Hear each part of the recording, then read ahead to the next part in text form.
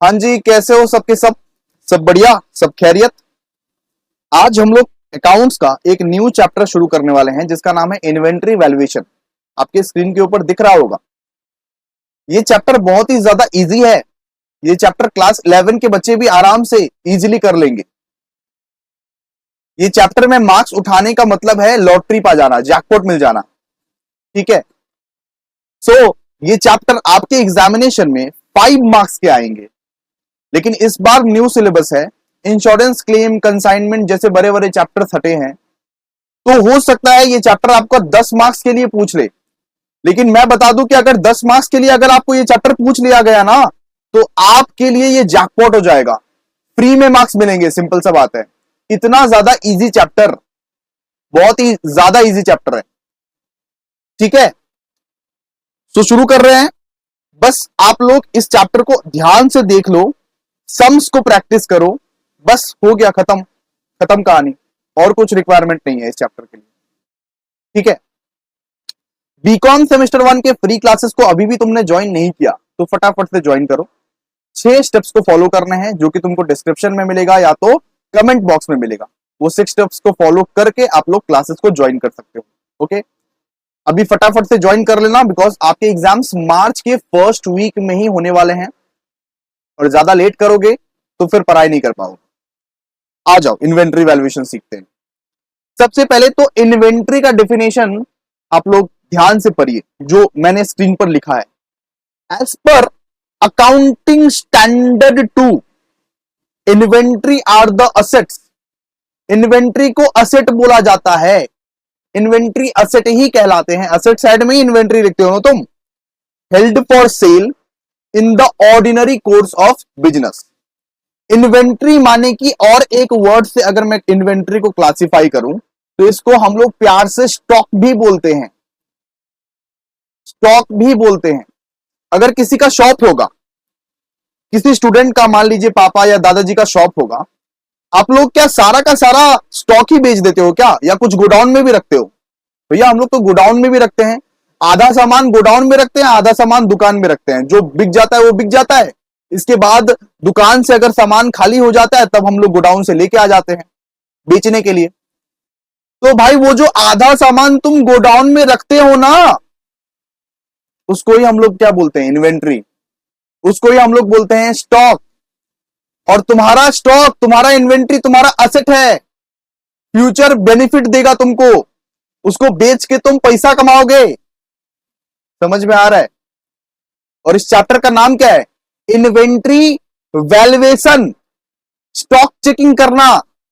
अगर आप स्टॉक का हिसाब करते हो ना, हिसाब लगाते हो कि कितना स्टॉक आया, कितना स्टॉक गया, उसको हम लोग क्या बोलते हैं? Inventory valuation, stock checking. इस सारे के सारे चैप्टर में ही हम लोग पढ़ेंगे कि किस तरह से, किस किस तरह से हम लोग स्टॉक को चेक कर सकते हैं, किस किस तरीके से हम लोग इन्वेंट्री को चेक कर सकते हैं। उसके लिए ही अकाउंटिंग कर रहे हैं। समझ में आ रहा है कि नहीं, बताइए। तो डेफिनेशन वापस से एक बार रिपीट कीजिए। As per accounting standard 2, accounting standard 2 में इसका डेफिनेशन लिखा हुआ है। As per accounting standard 2, inventory are the assets. Inventory assets है हमारे लिए, जो कि सेल के लिए रखा गया है। जो फ्यूचर में जब सेल करना पड़ेगा ना उस स्टॉक को, तब हम लोग निकाल के उसको बेचेंगे। लेकिन अभी रिक्वायरमेंट नहीं है, फ्यूचर में बेचेंगे, बिकॉज अभी तो है ही हमारे पास एग्जिस्टिंग स्टॉक। समझ में आया? Inventory are the assets held for sale in the ordinary course of business. Okay जी, ओके, इतना तो समझ में आ गया। इसको लिखिए प्लीज, आप लोग कॉपी में लिखो भाई, फटाफट से। अब हम लोग पढ़ेंगे मेथड्स। मेथड्स के बारे में पढ़ेंगे, कौन कौन से मेथड से हम लोग इन्वेंट्री को कैलकुलेट कर सकते हैं। ठीक है, आइए लिखिए।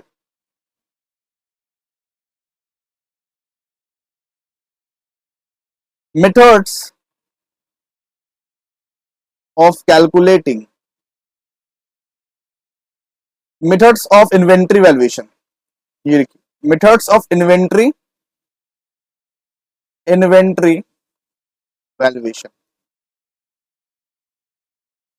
इसके दो प्रकार के मेथड होते हैं। एक तो हिस्टोरिकल कॉस्ट, एक नॉन हिस्टोरिकल कॉस्ट। जिस चीज का प्राइस फिक्स्ड है उसको हम लोग बोलते हैं हिस्टोरिकल कॉस्ट, और जिस चीज का प्राइस हर रोज बदलता रहता है उसको हम लोग बोलते हैं नॉन हिस्टोरिकल कॉस्ट। सिंपल। तो यहां पे लिखिए हिस्टोरिकल कॉस्ट, यानी कि एक चीज का प्राइस फिक्स्ड है और वो रोज ही बिकता है और रोज ही खरीदते हैं, रोज ही बिकता है और रोज ही खरीदते हैं।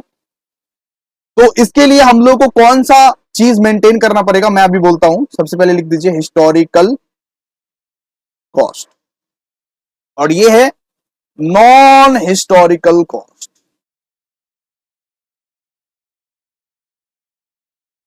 ठीक है।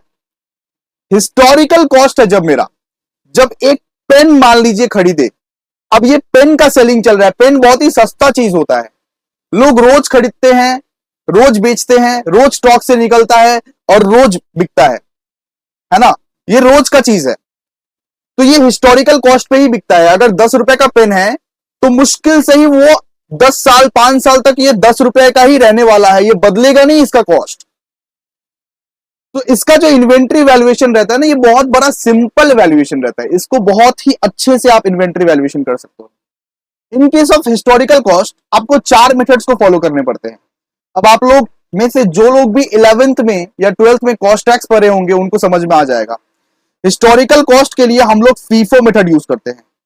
भैया सुना हुआ लग रहा है? हाँ, वही सेम सेम मेथड ही फॉलो करते हैं। Second, LIFO method. Third, simple average, simple average. और fourth, weighted average, weighted average. मतलब अगर आपका चीज हिस्टोरिकल कॉस्ट पे बेस्ड है, अगर आपका स्टॉक हिस्टोरिकल कॉस्ट पे बेस्ड है, तो आप ये 4 मेथड्स में से कोई भी मेथड फॉलो करोगे जो भी आपको क्वेश्चन बनाने के लिए बोलेगा। LIFO, FIFO, simple average, weighted average. लेकिन लेकिन लेकिन आपका सामान अगर नॉन हिस्टोरिकल कॉस्ट पे बेस्ड है, यानी कि हर रोज बदलता रहता है, जैसे कि सोना,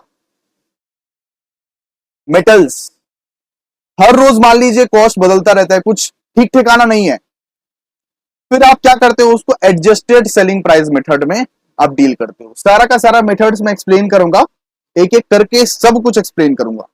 आप लोग प्लीज टेंशन मत लीजिए। अगर नॉन हिस्टोरिकल कॉस्ट पे बेस्ड है तो हम लोग क्या करते हैं, एडजस्टेड सेलिंग प्राइस मेथड को फॉलो करते हैं। Adjusted selling price method. ठीक है, समझ गए कि नहीं बताइए। अच्छा भाई, यहां से क्वेश्चन आता है और यहां से भी क्वेश्चन आता है, लेकिन यहां से बहुत कम क्वेश्चन आता है, नॉन हिस्टोरिकल कॉस्ट से बहुत कम क्वेश्चन आता है। आपको लीफो, फीफो, सिंपल एवरेज या वेटेड एवरेज बनाने के लिए दे देगा। ये हो ना 11-12 में, फिर भी मैं कराने वाला हूं नालायको, चिंता मत करो। मुझे पता है तुम भूल गए हो, मैं बेसिक से ही कराऊंगा सब कुछ, लेकिन फिर भी हिस्टोरिकल कॉस्ट से ही आपका पूछेगा क्वेश्चन। ठीक है, फिर भी मैं दोनों मेथड ही कराऊंगा, बहुत अच्छे से कराऊंगा, आप लोग बस ध्यान दीजिएगा। सबसे पहले हम लोग चलते हैं अभी फीफो, फीफो चलते हैं। क्वेश्चंस क्वेश्चंस को आप लोग कॉपी कीजिएगा, क्वेश्चन कॉपी करके हम लोग जो है ये करेंगे। चलिए आइए, 1 मिनट क्वेश्चन खोजने दीजिए मुझको। हाँ, ये क्वेश्चन सही है। चलिए आइए, लिखिए डेट। क्वेश्चन में ऐसे करके लिखिए, यहाँ पे लिखिए डेट, पर्टिकुलर्स,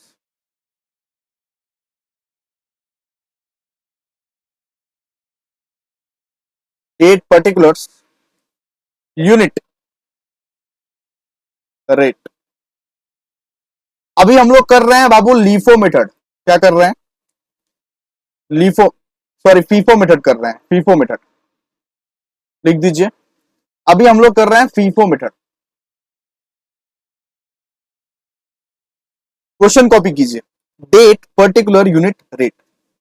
यहां पे लिखिए 1/4/18 ओपनिंग स्टॉक, यूनिट में लिखिए 3000, रेट में लिखिए 10, इसके बाद लिखिए 2418। भैया कुछ समझ में नहीं आ रहा है, लिखो तो नालायक हो, उसके बाद ना समझ में आएगा। क्वेश्चन लिख लो। 2418 में लिखिए परचेज 1012, इसके बाद 5418 में लिखिए इशूड, यहां पे लिखिए 2300 सिर्फ बस। इसके बाद लिखिए 8418 में परचेस,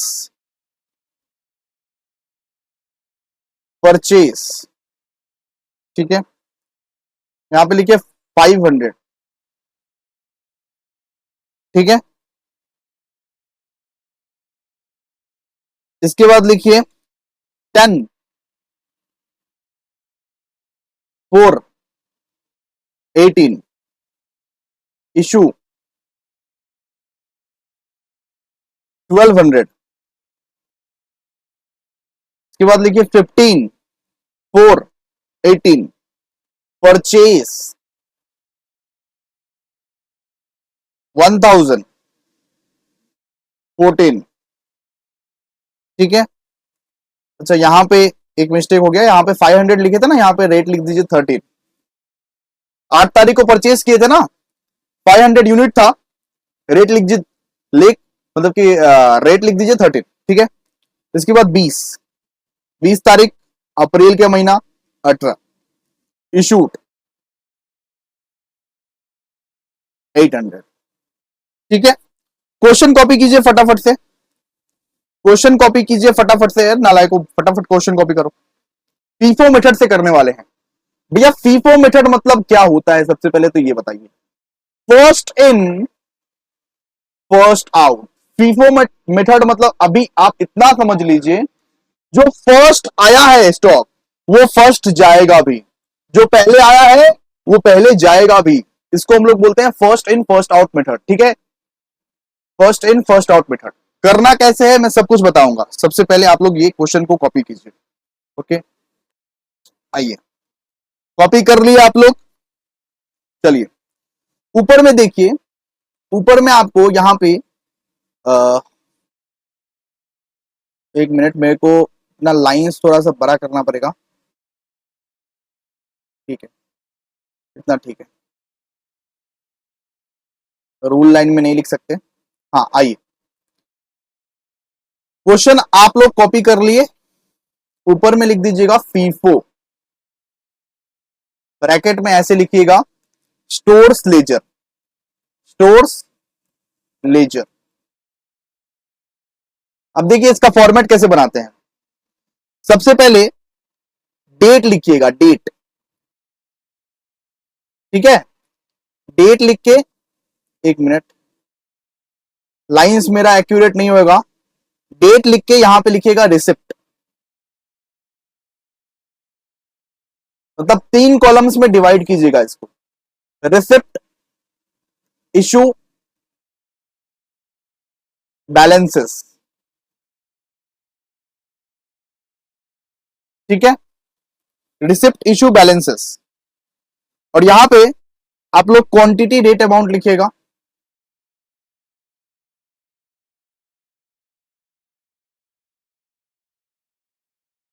आई होप आप लोगों ने क्वेश्चन को कॉपी कर लिया होगा। आइए अब हम लोग सम्स को बनाते हैं। कैसे बनाएंगे, सबसे पहले फॉर्मेट आप लोग बहुत अच्छे से देख लीजिए। सबसे पहला आप लोगों को डेट, रिसिप्ट, इशू, बैलेंस में बांटना है। सबसे पहले डेट का एक पतला सा कॉलम बना देना, इसके बाद रिसिप्ट, इशू और बैलेंस का 3 पार्ट्स में डिवाइड कर देना। रिसिप्ट, इशू और बैलेंस को 3 पार्ट्स में डिवाइड कर देना, ठीक है। Okay okay okay. इसके बाद हर एक सेक्टर के अंदर, रिसिप्ट के अंदर, इशू के अंदर, बैलेंस के अंदर क्वांटिटी रेट और अमाउंट का कॉलम रहेगा। क्वांटिटी रेट और अमाउंट का कॉलम रहेगा। हम उतना कॉलम नहीं बनाए हैं, लेकिन हर एक सेक्टर के अंदर, जैसे कि रिसिप्ट के अंदर है क्वांटिटी रेट अमाउंट, इसका भी कॉलम खींचोगे, समझे। इशू के अंदर भी है क्वांटिटी रेट अमाउंट, इसका भी कॉलम खींचोगे। बैलेंस के अंदर है क्वांटिटी रेट अमाउंट, इसका भी कॉलम खींचोगे, इस तरह से, ओके। समझ गए? फीफो मतलब क्या होता है? First in first out. याद रखना, फर्स्ट इन फर्स्ट आउट, जो पहले आया है वो पहले जाएगा, जो पहला स्टॉक आया है वो पहले जाएगा, है ना? जब जब इशू होगा हम लोग तब तब देखेंगे जो पहले है बैठा हुआ, उस उससे हम लोग डिडक्ट करेंगे इशू वाला अमाउंट। ठीक है, आप लोग मतलब कि धीरे धीरे समझ जाइएगा। पहले हम लोग सम्स करते हैं धीरे धीरे। देखिए, सबसे पहला क्या दिया हुआ है? डेट दिया हुआ है एक, उस डेट को बिठाना है डेट में। जैसे कि 2018 दिया हुआ था तो 2018 मैंने बिठा लिया। इसके बाद क्या दिया हुआ है? 1 अप्रैल। यहां पे बोला हुआ है ओपनिंग स्टॉक। ओपनिंग स्टॉक को रिसिप्ट में नहीं लिखते, इशू में भी नहीं लिखते, बैलेंस में लिखते हैं। ओपनिंग स्टॉक बचा हुआ स्टॉक रहता है हमेशा। पिछले साल का क्लोजिंग स्टॉक इस साल का ओपनिंग स्टॉक रहता है, बचा हुआ है ना, तो बैलेंस में लिखते हैं। कितना दिया हुआ है देखिए तो, यूनिट कितना दिया हुआ है? 3000, तो लिखेंगे 3000। क्वांटिटी लिखेंगे 3000, रेट दिया हुआ है 10, कितना हो जाएगा पूरा अमाउंट? 30,000। समझ में आया कि नहीं? समझी गए हो? चलो आगे। इसके बाद देखिए, 2 तारीख अप्रैल का महीना परचेस किए थे। जब जब बाबू हम लोग परचेस करेंगे, जब जब हम लोग परचेस करेंगे रिसिप्ट में लिखेंगे, रिसिप्ट में लिखेंगे। देखिए कितना दिया हुआ है? यूनिट, यूनिट दिया हुआ 1000, 1000 यूनिट पर मतलब कि परचेस किए। रेट दिया हुआ है 12 और अमाउंट कितना हो जाता है? 12,000। समझ गए? इसके बाद अब कितना बैलेंस रह गया है स्टॉक का? अब बैलेंस बदल जाएगा ना बाबू। तो पहले कितना था? पहले था ऊपर वाला ही कॉपी कर दीजिएगा, 3000, 10 और 30,000 पहले था। अभी कितना हो गया? 1000 और ऐड हो चुका है, 12 और 12,000। इस तरह से आप लोगों को बैलेंस में लिखना है। ठीक है, हर एक डेट में बैलेंस को आपको चेंज करना पड़ता है। समझ गए? इसके बाद देखिए क्या है, 5 तारीख अप्रैल में हम लोग क्या किए हैं? इशू किए हैं। 5 तारीख अप्रैल में इशू किए हैं। इशू किए हैं तो कौन सा कॉलम में लिखेंगे? इशू के कॉलम में ही लिखेंगे, सिंपल सा बात है। इसका नाम क्या है? पीफो, फर्स्ट इन फर्स्ट आउट। जो पहले है उससे पहले डिडक्ट होगा। इशू कितने का हो रहा है? 2300 का। तो पहले कौन सा बैठा हुआ है? 3000 वाला बैठा हुआ है या 1000 वाला बैठा हुआ है? आप ही बताइए। सर पहले तो 3000 वाला बैठा हुआ है, उसी स्टॉक से हम लोग इशू करेंगे, वही वाला स्टॉक से हम लोग इशू करेंगे। समझ गए कि नहीं बताइए? चलिए लिखिए, इशू कितना था? 2300। रेट नहीं दिया हुआ भैया, रेट ये वाला लेंगे। रेट इसका कितना था? जो पहले बैठा हुआ है इसका रेट कितना था? 10। कितना हो जाएगा? 23,000। ठीक है, अब इसका बैलेंस में कितना बैठेगा बताइए? अब इसका बैलेंस में कितना बैठेगा? ये पहले का ये 3000 रुपया था, मतलब कि 3000 का स्टॉक था, क्वांटिटी था ना, उसमें से 2300 इशू कर दिए। अब कितना बचा? 700 का स्टॉक बचा। क्लियर है? 10 और ये हो गया 7000। और दूसरा वाला को तो छेड़छाड़ किए ही नहीं है, तो 1000, 12 और 12,000 इस तरह से ही बैठ जाएगा। बस इसका भी बैलेंस निकल गया। आइए अब लिखते हैं सेकंड। अब क्या है? 8 तारीख को हम लोग ने परचेज किया, 8/4। परचेज जब किया तब आप रिसिप्ट में लिखोगे, परचेज किया तब रिसिप्ट में लिखोगे ना। कितना है बताइए? 500 का परचेज किया, 13 रुपए रेट है, तो 500 इंटू 13 कितना हो जाता है? कैलकुलेट करने दीजिए, आप लोग भी कीजिए। 500 इंटू 13, 6500, 6500। समझ गए? समझ गए कि नहीं समझ गए बताइए? परचेज किए, अब न्यू बैलेंस क्या हो गया? न्यू बैलेंस बताइए क्या हो गया? 700 तो पहले से था ही, 710, 7000। 1000 वाला भी था पहले से ही, 1000, 12, 12,000। अब क्या ऐड हो चुका है? 500, 13, 6500। ठीक है, समझ गए? ये है बैलेंस। आइए अभी नेक्स्ट देखते हैं। नेक्स्ट कब हुआ था? 10 तारीख को ट्रांजेक्शन हुआ था, तो 10 10 लिखेंगे। कितना? 10 तारीख, 10/4 को हुआ था ट्रांजेक्शन। क्या हुआ था 10/4 को? इशू किए थे, ये 10/4 को क्या किए थे, इशू किए थे। कितना यूनिट का, 1200 यूनिट का इशू किए थे। लेकिन ये first in first out method है, जो पहले है वही पहले जाएगा। तो पहला कितना है, 700 रुपए, लेकिन हम लोग को तो इशू 1200 का करना है, तो दूसरा से 500 कर देंगे। सबसे पहले क्या है, 700, तो 700 लिखो, यहां पे 700 लिखो, 710, 7000। दूसरे में कितना है, 1000 रुपए है ना, मतलब 1000 का है ना क्वांटिटी, 1000 में से 500 लिख दो यहां पे, मिला के तो हो गया ना 1200। 12, एक मिनट, इसका कैलकुलेट करना पड़ेगा। 500 500 इंटू 12 कितना हो गया, 6000। 6000 समझ गए। ये टोटल मिला के 1200 का इशू हो गया ना। जो पहला बैठा हुआ है उसको पहले हटाओ, जो दूसरा बैठा हुआ है उसको बाद में हटाना। क्लियर है। अब कितना स्टॉक बच गया है, ये पहले वाला स्टॉक तो गया, दूसरा वाला स्टॉक में सिर्फ 500 बचा हुआ है, तो 500 12 6000, मतलब अगर 500 गया तो 500 बचा हुआ है ना, 1000 का था ना पूरा टोटल मिला के। और तीसरा वाला स्टॉक में भी 500 बचा हुआ है, 513 6500। क्लियर है कि नहीं बताइए, क्लियर है कि नहीं बताइए। चलिए अब एक काम करते हैं, नेक्स्ट डेट देखते हैं। 15 तारीख को वापस परचेस किए हैं, 15/4 को वापस परचेस किए हैं। कितना का परचेस किए हैं, 1000 का क्वांटिटी था, 14 रुपए में परचेस किए, 14,000 हो गया यहां पे। अब क्या हो जाएगा, सबसे पहला वाला स्टॉक का बैलेंस लिखेंगे, 512 6000, बस कॉपी पेस्ट करना है, 513 6500। और एक नया स्टॉक अब ऐड हो गया, क्या, 1000 क्वांटिटी का स्टॉक ऐड हो गया, 14,000। समझ गए। चलिए अभी नेक्स्ट क्या दिया हुआ है, 20 को इशू, तो 24 को हम लोग को इशू दिया हुआ है, कितने का, 800 का। तो 800 अगर इशू कर रहे हैं तो ये बात बताओ कि first in first out method है, तो सबसे पहले क्या लिखा हुआ है, 512 रुपए के रेट में लिखा हुआ है, और दूसरा वाला क्या लिखा है, 513 रुपए वाला के रेट में लिखा हुआ है। सबसे पहले हम लोग एक काम करते हैं कि 500 इशू कर देते हैं 12 रुपए के रेट से, 800 पूरा टोटल मिला के इशू करना है ना। तो जो पहले लिखा हुआ है 512 6000, दूसरा में क्या लिखा हुआ है, 500 लिखा हुआ है, लेकिन हम लोगों को तो सिर्फ 800 चाहिए, 500 ऑलरेडी इशू कर चुके, बस अब दूसरा वाले में से बस 300 निकालना है। तो 313 और कैलकुलेट करना पड़ेगा, 300 इंटू 13 3900। ठीक है, ठीक है, इस तरह से हम लोग निकाल लिए। इसके बाद बैलेंस भी बिठाना पड़ेगा। तो ये एक बात बताओ कि पहला वाला स्टॉक गया कि नहीं गया, बैलेंस में पहला वाला स्टॉक को हमने रिमूव कर दिया कि नहीं कर दिया, बताओ। इशू कर दिया ना पहला वाला स्टॉक को, दूसरा वाला स्टॉक में से 500 का था स्टॉक, लेकिन मतलब 500 क्वांटिटी का था, उसमें से 300 क्वांटिटी हमने इशू कर दिया, तो कितना बचा दूसरा वाला स्टॉक में, 200 बचा। 200 इन 13, 200 इंटू 13 कितना हो जाए, यहाँ पे 2600 आएगा, 2600 आएगा।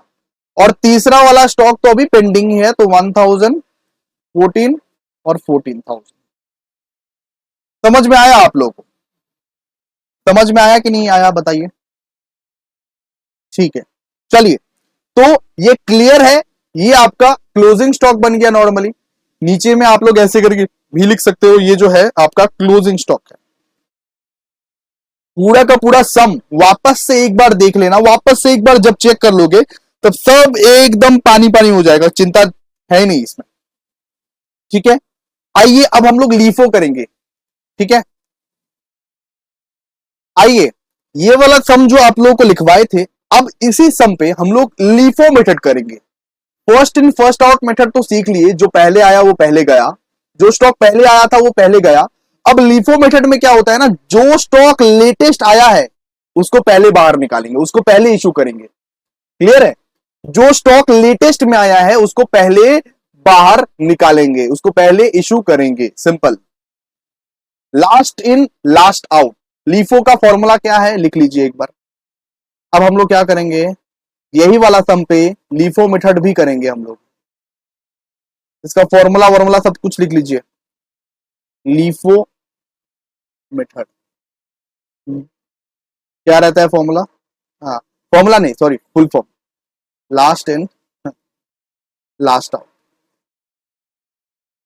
जो लास्ट में आया वो लास्ट में जाएगा। चलिए आइए शुरू करते हैं। चलिए, सबसे पहला ट्रांजेक्शन बताइए, सबसे पहला ट्रांजेक्शन बताइए।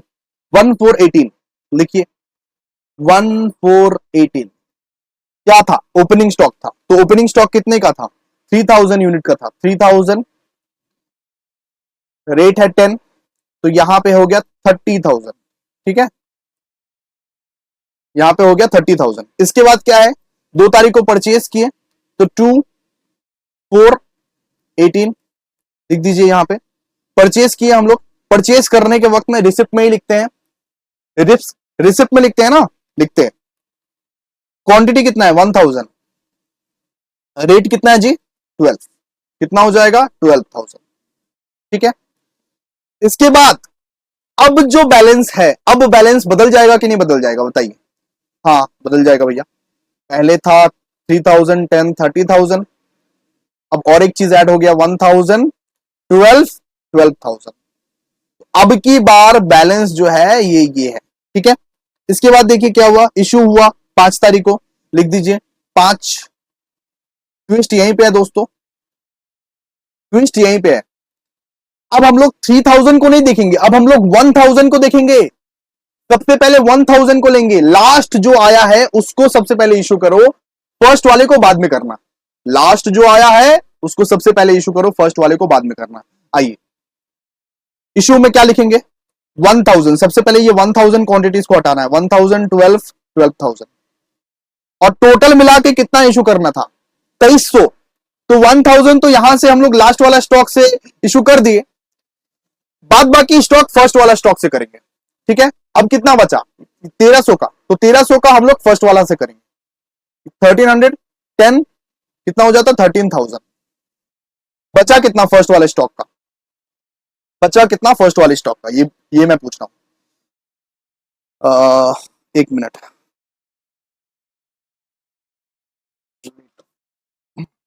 हाँ, चलिए, फर्स्ट वाले स्टॉक का 3000 था, उसमें से हमने 1300 इशू किए, कितने बचे? 1700।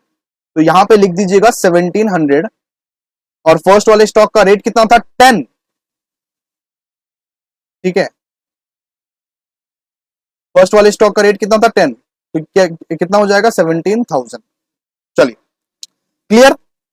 इसके बाद देखिए 8 तारीख को परचेज किया वापस से, लिखिए 8/4/18 परचेज किए हैं, तो रिसिप्ट में जाएगा 500। क्वांटिटी कितना था? 500। रेट कितना था? 13। 500 इंटू 13 कीजिए, 500 इंटू 13 कितना हो जाएगा? 6500। 6500 यहां पे लिख दिया जाएगा। ठीक है, इसके बाद अब बैलेंस कितना रह गया है? बैलेंस अब न्यू बैलेंस हो जाएगा। सबसे पहले ओल्ड बैलेंस को यहां पे कैरी फॉरवर्ड कीजिए, 1700, 10, 17,000। न्यू बैलेंस कितना हो जाएगा? 500, 13, 6500। ठीक है, ये न्यू बैलेंस आया है। क्लियर। इसके बाद क्या हुआ था? 10 तारीख को इशू हुआ था, तो लिखिए 10/4/18। 10/4/18 इशू इशू हुआ था ना। कितना इशू हुआ था? 1200 का इशू हुआ था। तो सबसे पहले लास्ट वाले स्टॉक को हम लोग हटाएंगे, उसके बाद हम लोग उसके फर्स्ट वाले स्टॉक को हटाएंगे। ठीक है, सबसे लास्ट में क्या है? 500 है, तो 500 को पहले हटाइए। 500, 13, 6500। लास्ट वाला स्टॉक गायब। लेकिन इशू कितना किए थे? 1200 का। लेकिन हमने हटाया कितना अभी? 500 का। तो फिर सेकंड लास्ट में कौन बैठा है? 1700। उसको हम लोग हटाएंगे। फिर कितना से हटाएंगे? 500 से ऑलरेडी हटा चुके हैं, और अभी 700 से हटाना बाकी है, तो लिख दीजिए 700। इसका रेट कितना था सेकंड वाले का? 10। कितना हो जाता है? 7000। बचा कितना सेकंड वाले में से? 700 सिर्फ बचा है, 1000 बचा है ना। ठीक है, आइए सबसे पहले बैलेंस लिखेंगे, 17,000, 10, 1710 ये हमारा हो जाएगा 17,000। और सेकंड वाले स्टॉक में से हम लोग ने 700 स्टॉक इशू कर लिए, हमारे बचे कितने 1000 बचे। 1010 10,000। क्लियर है कि नहीं बताइए। 1000 बचे हैं अभी, क्योंकि 500 स्टॉक तो लास्ट वाले स्टॉक से हमने इशू किए, लेकिन एक्चुअली में इशूड हुआ था 1200। तो 500 स्टॉक लास्ट वाले का और सेकंड लास्ट में से हम लोग ने निकाला 700 स्टॉक। क्लियर है। चलिए आइए, इसके बाद वापस से परचेस हुआ, देखिए 15 तारीख को, 15 तारीख को वापस से परचेस हुआ, 15/4/18 परचेस हुआ ना। तो लिख दीजिए 1000, रेट कितना था 14,000 हो जाएगा। बैलेंस कितना हो जाएगा अभी 1710 17,000।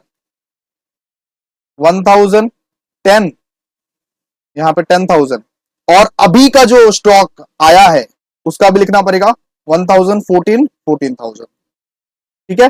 बैलेंस अब का लेटेस्ट बैलेंस ये है। इसके बाद लास्ट में देखिए क्या हो रहा है, 20 तारीख को इशू हो रहा है। वापस से हम लोग लास्ट इन लास्ट आउट वाला मेथड कर रहे हैं, तो अब क्या करना पड़ेगा, लास्ट वाला स्टॉक से ही इशू करना पड़ेगा। कितना इशू कर रहे हैं देखिए, 800 क्वांटिटी इशू कर रहे हैं। तो लास्ट वाला स्टॉक 1000 क्वांटिटी का है, उसमें से 800 क्वांटिटी इशू कर दीजिए, सिंपल सा बात है। 814 क्या निकलेगा, एक मिनट, 800 इंटू 14 कितना निकलेगा 11,200। क्लियर है। बचा कितना लास्ट वाले स्टॉक में 200 बचा, 200 क्वांटिटी बचा। तो वापस से बैलेंस लिखिए, फॉरवर्ड कीजिए। 17,000 था 10 17,000, सॉरी मैं बार बार ये कर दे रहा हूं, 1710 17,000। इसके बाद क्या था 1010, यहां पे 10,000, और लास्ट वाला स्टॉक में से 800 का स्टॉक आपने तो इशू कर दिया बाबू। कितना बचा 200 बचा, तो लिख दीजिए 214, ये आपका निकल जाएगा 2800। 200 इंटू 14 चेक कर ले रहा हूं, फिर भी 2800। लास्ट में जो है बैलेंस इतना बचा, ये आपका क्लोजिंग स्टॉक है। तो बाबू लास्ट इन लास्ट आउट और फर्स्ट इन फर्स्ट आउट का डिफरेंस यही है कि जो first in first out method जब करते हैं तब हम लोग फर्स्ट वाले स्टॉक पे ज्यादा प्रेफरेंस देते हैं, फर्स्ट वाले स्टॉक को पहले इशू करते हैं। और लीफो जब मेथड करते हैं, लास्ट इन लास्ट आउट जब मेथड करते हैं, तब हम लोग क्या करते हैं, तब हम लोग लास्ट वाला स्टॉक को मतलब कि प्रेफरेंस देते हैं। ठीक है। आज हम लोग इतना क्लास करेंगे। आई होप आप लोग ये सब सारा चीज रिवाइज करके जाओ। इसके बाद होमवर्क्स भी मिलेंगे, होमवर्क्स करके आना। सेकंड क्लास में हम लोग सिंपल एवरेज और वेटेड एवरेज सीखेंगे। ठीक है, चलो मिलते हैं नेक्स्ट वीडियो में, तब तक के लिए बाय।